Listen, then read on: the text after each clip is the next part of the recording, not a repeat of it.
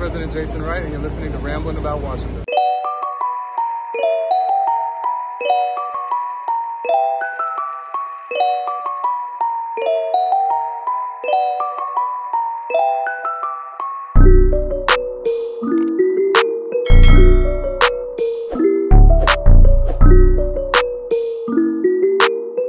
Today, I'd like to welcome on to the Rambling About Washington podcast, my guy, Ed Oliver, the real Ed Oliver, not the guy in Buffalo, YouTube, Washington football team, creator, legend. What's good, man?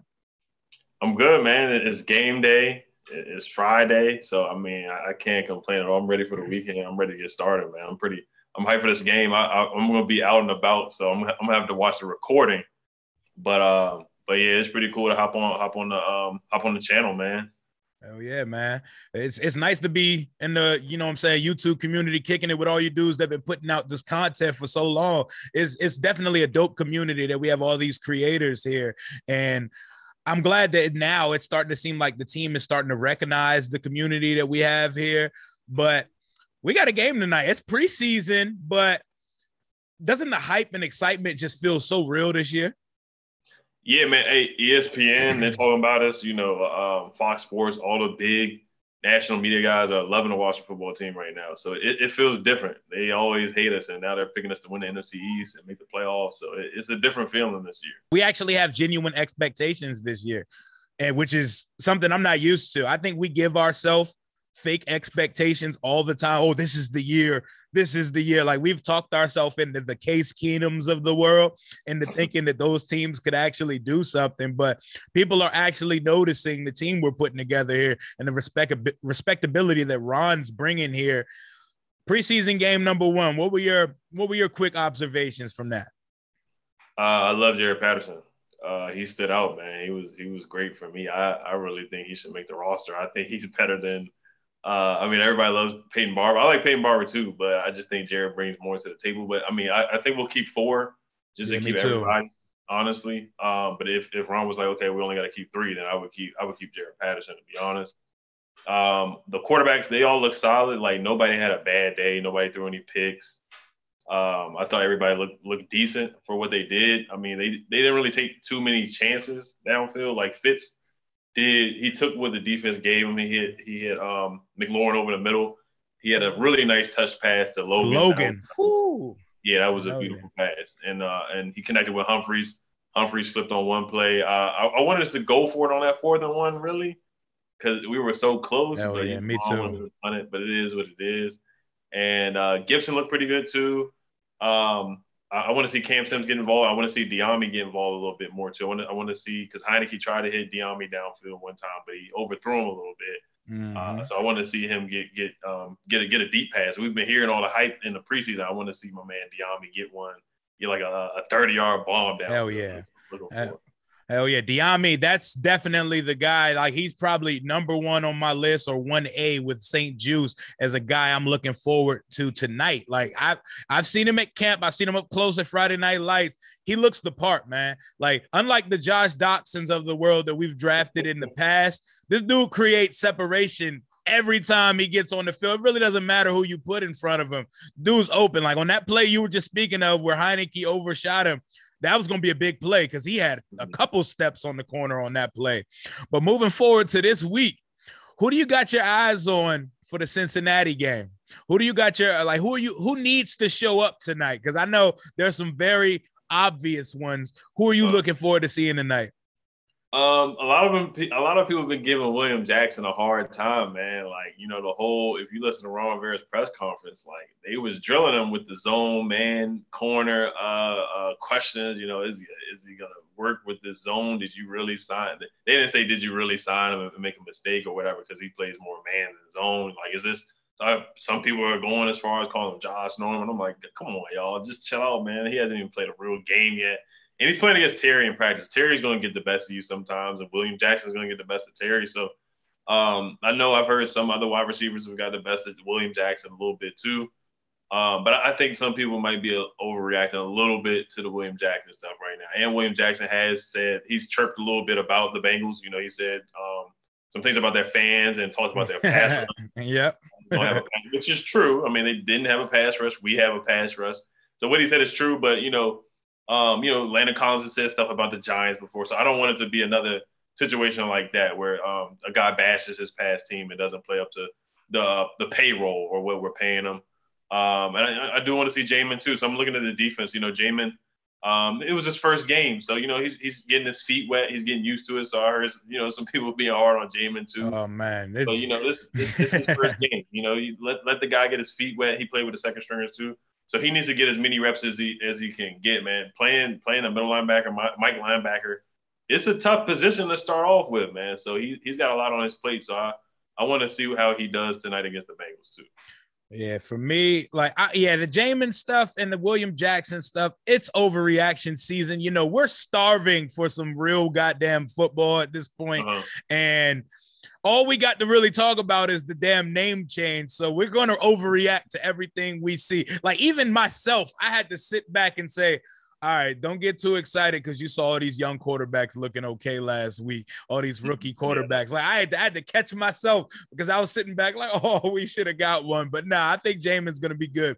If he can't thrive in a defense with our front and with Jack Del Rio and Ron coaching him, then that is an absolute travesty of a pick, but I'm sure that Jamin's going to be fine. I want to see St. Juice out there with the ones. This Cincinnati receiving core, they can present a problem. T. Higgins, Jamar Chase, Auden Tate, Tyler Boyd, and they got this kid Taylor over there, second year. He's pretty good as well. They got some real weapons on that side of the ball, even though we're not going to see Burrow. I wouldn't even have let Burrow. You don't want to see Chase Young. Yeah, I wouldn't even have let Burrow come on the plane to this stadium after what happened last year. Hell no. So we're going to be seeing who's the quarterback, Brandon Allen and Shermer and those type of Jags. And speaking of Jags, while I'm on the situation, we got two first ballot Hall of Fame Washington castaways over in Cincinnati. We got my guy Samaje Perine and the greatest tight end of all time that never existed, my guy Thaddeus Moss. What do you feel about the reunion of those guys? I talked about that on my preview too, Samaje Perine and Thad Moss. Man, I was hyped. I'm not gonna lie. When we got Thad Moss as an undrafted free agent, because in that draft we didn't draft one tight end at all, and I was so mad. I was like, bro, we have no tight end. We got Logan Thomas and then Hale Hinches and I think Jeremy Sprinkle who couldn't catch a hold. So we had We had the worst tight end unit in the NFL. We didn't draft one tight end. So I was like, all right, bet we got Randy Moss' son. He looked good in that national championship game. He had 3 touchdown catches. This man is about to be a steal, and then he doesn't even play a game for us.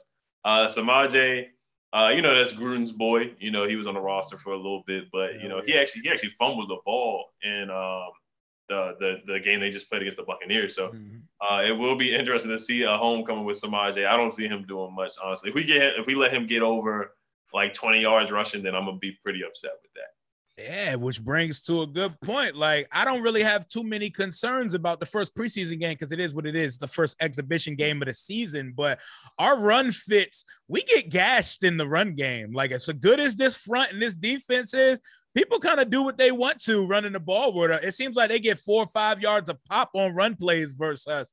I would like to see us do a little more in the run game, but what I'm looking forward to most out of the defense is our edge depth. I don't need to see Sweat and Chase Young play a preseason snap from here on out. I've seen enough already. They look the part. Make sure they're conditioning straight. Let them go on the field, break a sweat, and just pull them off the field. What position group are you most excited to see tonight? That's a good one. I guess the easy one is to say wide receivers because they could keep 6 or 7. Steve, they just cut Calvin Harmon, which was an interesting take. A lot of people going back and forth to Calvin Harmon, should he got cut or not, but he just didn't fit right now, come back from the ACL. And I'm a Calvin Harmon fan, so I wasn't upset about it, but at the same time, I was like, dang, I hate to see Calvin go because he played really well back in 2019 when we had Dwayne Haskins and Case Keenum, and he played well with mediocre quarterback play. So I was like, I want to see more from Calvin, but it is what it is. For the guys that are still remaining, AGG, we'll see if he can hang on to the football tonight. He got to show us something, man. He got to show us something. Yeah, if he gets another opportunity. I was hyped when we got him out of Liberty. I was like, bro, he's a steal. Watching his highlights in his film, But then again, it's like, okay, maybe he's playing against lesser competition. He's not really getting separation. When you watch him, it's like all his catches are him jumping over somebody. Hey. And you're not going to be able to do that every time at the NFL level. You know, guys are going to be with you stride for stride every time. And guys can jump just as high as you almost in the NFL. So that's just the struggle for him. Steve Sims is super talented, but can he catch the football? That's the only thing. He's going to get open. He's always getting open. That's why he has the most drops, because he has the most opportunities, because he's always open. Mm-hmm. He's one of the best route runners on the roster. Like, if we want to keep him 100, like he can cut, he can make guys miss, all that kind of stuff. He's very shifty. So the talent is there, but he's got to catch the football. Deandre Carter is interesting now because he's moving up on the roster. He's been having reps with the first team, and Dax Milne. See what he can do for. I've been hearing good things about him too. So we got a lot of talented guys on that back end, and somebody really, really good is going to be released. And then tight end got more interesting too because Sam East can't play. So how long is Sam East going to be out? You know, is he going to be on IR to start? These concussion things, you know, with Washington, we've had, you know, Jordan Reeds of the world, and Ernest Davis. Triggered. You know, a concussion. We're like, okay, yeah, he might be out for a week or two. Next thing you know, they on IR. They done for the season with a concussion. So what's really going to happen with Sam Hemingway? He looked really bad, and then he was hyped terrible. Yeah, he was hyped up in preseason. Like, he was supposed to be tight end number 2. So it was like, okay, what's going on with Tamarick now? So they just signed this guy named Caleb Wilson from the Eagles. They claim him, who was on the team back in 2019. So I want to see what the guy can do. And Logan is, of course, number 1. John Bates is number 2. So who's number? Is it Ricky Seals? Is it Caleb Wilson? That's what I was actually starting to lean.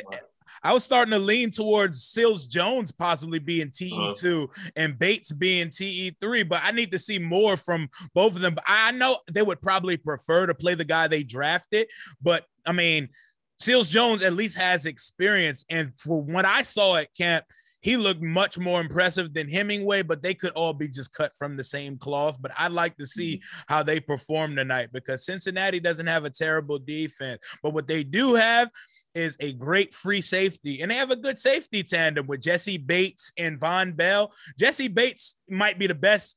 No, he is the best free safety, like natural free safety in the league right now. He's really good. I'm not sure why it's taken them so long to get him signed to a long-term deal. But their cornerbacks are a little suspect. What they got Trey Waynes over there, Tony Brown, and who's the other corner starting opposite Trey Waynes over there? Off the top of my head, I'm not sure, but we should be able to test them in the pass game tonight. How much of the starting offense do you think we should see tonight? I guess this is the dress rehearsal since this is game 2 or the second to last game. So I'm guessing this is the dress rehearsal. I'm going to say Ryan Fitzpatrick probably does the whole first quarter. And I'm gonna say they're gonna do They're gonna put Heineke in for the second quarter, and then Kyle Allen's got to get some clock. So I'm gonna say third quarter, and then Ron loves him some Steven Montez. Oh my God, Montez is gonna get in there. Ron better not ever make us watch a full half of Steven Montez ever again. Like, I'm glad that he was able to make a couple plays, but no. But look, the only thing I'm not a Montez fan either. I think he's the XFL guy or CFL or whatever league you want to call it. Yep. Arena Football League. But he looked better on that last drive. He put together a good drive. Now a lot of them were check downs to Lamar Miller and Jonathan Williams. I don't think he even threw a pass to a receiver on the drive. But it is what it is. We've seen Carson Wentz just throw it to his running backs all the time and tight ends. So if you can get the ball downfield, get the ball downfield. It's been a lot better than what he did in practice, throwing interceptions left and right. I don't want to see Steven Montez. I'm with you. I'd rather not see him out there. But if he is out there in that fourth quarter, let's see what the young man can do. Also, I feel like it's important for Kyle Allen and Taylor Heineke. Some people in this world, Rivera and Scott, they love those guys. Some people in this world believe they are starting quarterbacks in this league. So they should be lighting up second and third string defenses. So Kyle and Taylor better come in slinging that jump, because if this was a legitimate quarterback competition, which it doesn't seem like it is, it's definitely Fitz's job. I would need to see them just lighting it up versus scout team defenses. Like, I want to see Kyle Allen come in throwing it, because Kyle Allen and Taylor Heineke, they're the same guy to me. Like, I know we get excited because of the playoff game, but Kyle Allen's small sample of production that we saw before he broke his leg last year, It was very similar to what we were seeing from Heineke. Kyle Allen ran the offense. The offense looked totally different once we got check down Jesus and Askins off the field. After that, the offense actually looked competent. So I'm excited to see the two backup quarterbacks play on top of the starting quarterbacks. And I think they'll go for about a quarter, maybe a quarter and a half tonight. Yeah, but I do. I like Heineke better than Kyle. I think he's better than him. I mean, there's not much of a sample size, but I think there's more upside. I do want to see more from Heineke. I think we just know what Kyle Allen is. I mean, he's a guy that got Ron Rivera fired, and he did play well a little bit with the Panthers, but we just know what he is, and he's like he had a couple of good games. The Giants game was okay, but at the same time, he coughed up the ball and put us in that bad situation.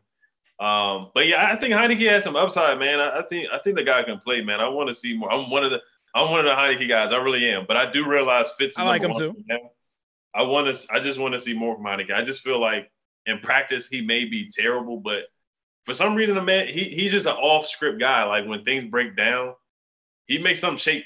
He just makes something shake. He makes something happen. So I just want to see more. And he played well in the preseason game too. He had a bad pass to Hemingway, but that pass to Patterson, I'm intrigued by him. I want to see more. I want to see what the young man can do. He played his butt off in that playoff game. Hell yeah, it was electrifying. And my thing with Heineke is some guys are just gamers. Yeah. Some guys, practice doesn't do it for them. They need the bright lights and the pressure and the feeling and electricity from the crowd to show out. And that's what it seems like he has. Like, I'll never forget Chase going up to him, telling him he's balling. He said, nah, that's what I do. I was like, okay. We need some of that here. And it's not delusion. Like, Haskins, his problem was that he looked in the mirror and seen himself as like prime Ben Roethlisberger, when in actuality, he's like a XFL quarterback. But we're not going to go there right now. I'm excited to see the quarterbacks play, because quarterback is a position we have forever obsessed about, because we've never had a steady answer here. How many weeks do you think there'll be a quarterback change at some point during the regular season?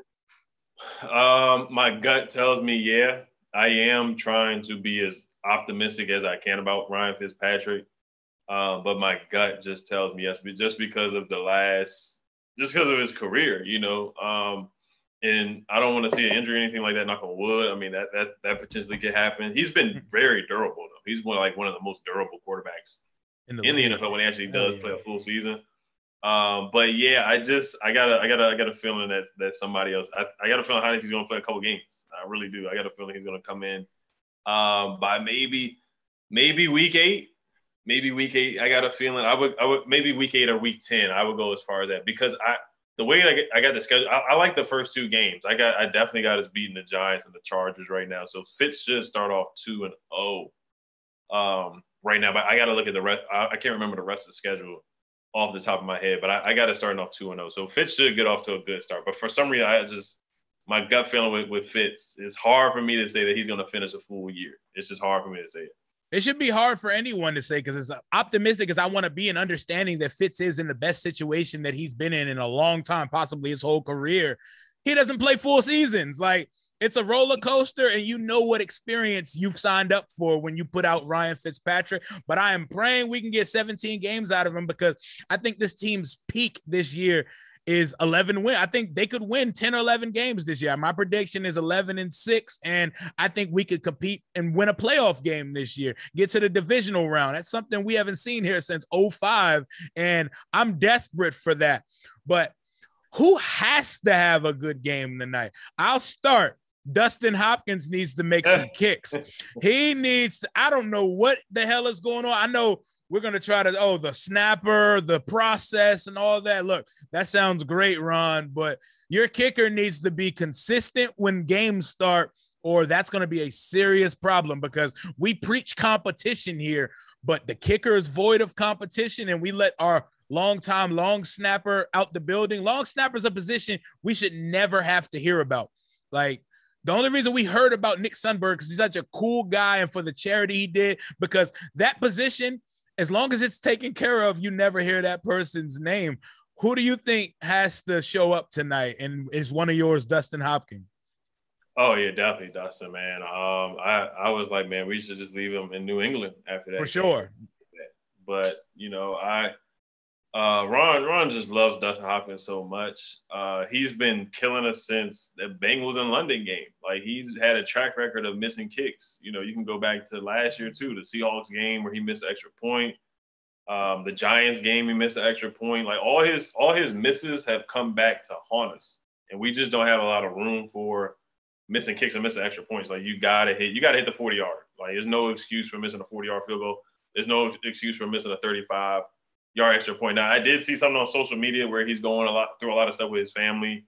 So, prayers up to him. I'm wishing him the best. Oh, and I understand it's a business. Unfortunately, it's just how it is. So, but if Ron needs to bring a competition tonight, if he misses another extra point, misses another kick, you gotta bring somebody else. I don't care if it's destroying on the YouTube kicker. I don't care if it's the lady kicker who was kicking in college. I don't care who it is. We got to bring somebody else because we need all the points we can get. We're going to be playing the Chiefs and the Packers. They're trying to wear their freaking throwback uniforms against us, the Packers. No, rolling them out. We need all them points. We need all them points against Aaron Rodgers. We cannot miss kicks against Aaron Rodgers and think we're going to win games against Pat Mahomes and Tom Brady this year. We got a tough schedule, so we need all them points. A kicker aside, I would say who really needs to have a great game? That's a good question. That's a really, really good question. For me, I say AGG. AGG, he has to show us that he can do more than just run around on a football field. Like, he has to. Yeah, he does. He does. He's giving me like N'Keal Harry vibes because I was watching N'Keal Harry last night. He dropped that wide open pass. Like, I haven't seen AGG just drop a wide open pass, but he's just giving me those vibes where it's like, man, you got so much talent, it's just not working out. And a guy like N'Keal Harry is probably going to be released by the Patriots before the season starts. Josh Doctson, like you said, he got cut by us, first-round pick. So, he's a guy that definitely could get released. I would say Steve Sims too. He's got to catch the football. Like, if anything comes his way, he can't even bobble a pass. Like, if he bobbles the ball like Sammy did, like, he can't even bobble a pass. Like, anything negative from Steve Sims, because he's just got such a bad reputation now. Cheeseman too. Cheeseman's got to have a good night. All the kicker unit. I'll say the that specialists. All the specialists. Yeah, all the specialists. I'll say Troy Apke too. I'm gonna throw his name in. Nobody talks about Troy Apke unless it's something negative. I'll say Troy Apke. I'll go off the wall here and say Troy Apke cannot get burnt by it. Let's say if he's line up against Jamar Chase. Hopefully they don't do that to him. Oh, please God, no! Don't do that to that man. Jamar Chase or Higgins or one of them boys. He's got to have a good night. He'll probably be in with the second stringers, but he can't get cooked tonight because if he wants to make the wrong, that's one of the bubble guys. I'll say Torrey McTyer too. He's had a really good camp too. I want to see. McTyer, yeah, he's been flashing. He's been flashing out of nowhere. And Troy Apke, man, that's an interesting story. I feel like it's because of speed alone. And just like Dustin Hopkins, he must know where the bodies are buried in Ashburn because it feels like he's a roster lock, which is crazy to say because he's not good at football at all. But on special teams, he should be an elite gunner. He should be out here like Matthew Slater is for the Patriots because he can get down the field. But once he gets there, it's a question mark once he actually gets to the returner. Someone needs to show us something in the return game. Dax Milne and Deandre Carter, I'm interested to see them get some punt returns tonight because anything is positive to me as long as you catch the ball and go forward instead of horizontally or back. What do you feel about the returners? I meant to say earlier, Jared Patterson is going to be he got reps in practice with punt returners, so I do want to see if he's going to do that in the game. They probably will, and they should. I mean, Ron keeps comparing him to Darren Sproles. Sproles was a hell of a punt returner. So great returner. That will definitely go into the comparison with Darren Sproles. So I'm intrigued to see that. Dax Milne did a couple good things in against the Patriots. Returning the football, Steve Sims, he didn't muff the punt, and that's all I'm asking for with him. And Carter is a decent punt returner. I want to see Deandre Carter do something in the pass game too. I want to see him get some more targets. I don't even think he was targeted against the Patriots, but the return game that was terrible last year. Steve Sims had 3 muff punts. Isaiah Wright came in and muffed the punt. He had Steve Sims muffed the punt, and Carolina took it back for a touchdown. So it killed us last year.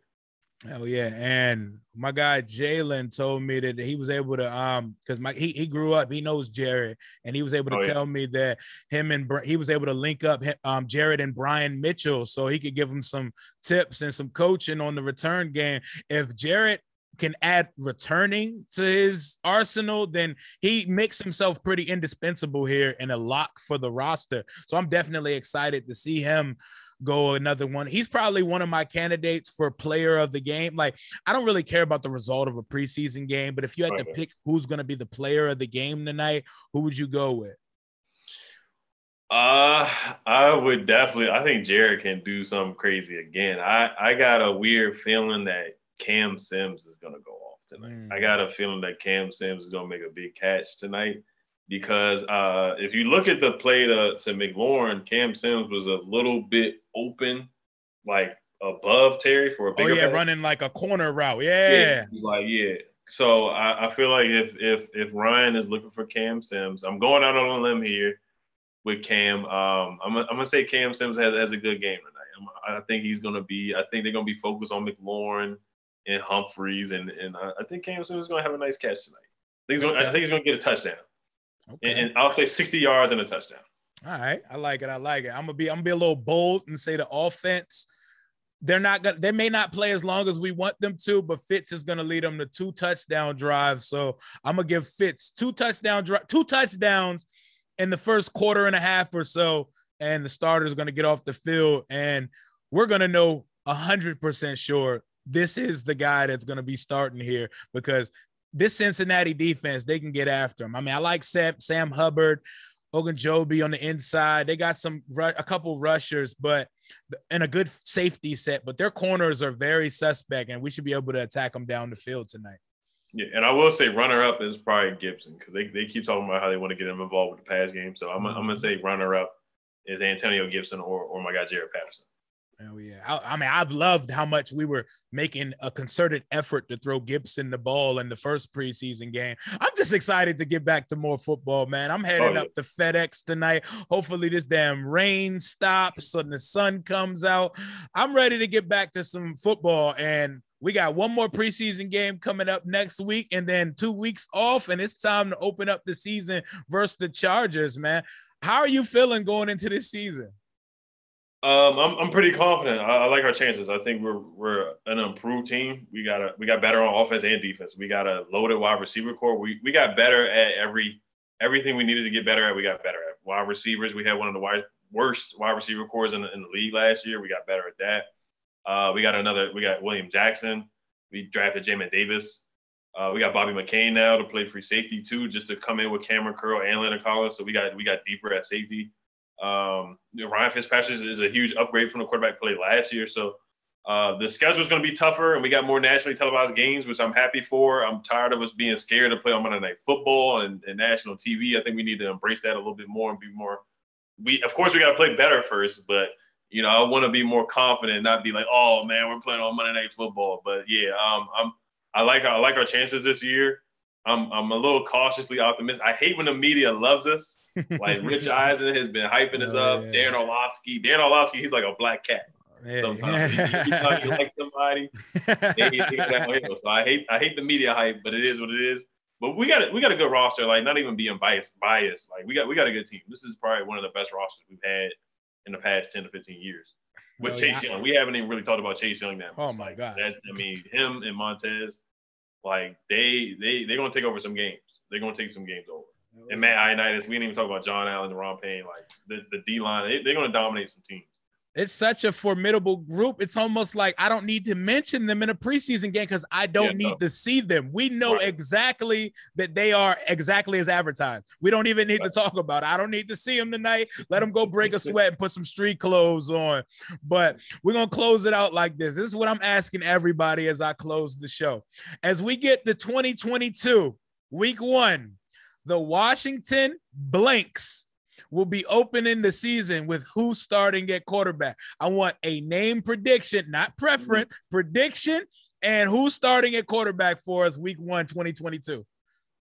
I would love for it to be Aaron Rodgers. Oh my God. I would love for that to happen. But that's just me being optimistic. But to be realistic, I'm I'm gonna say who's some of the guys?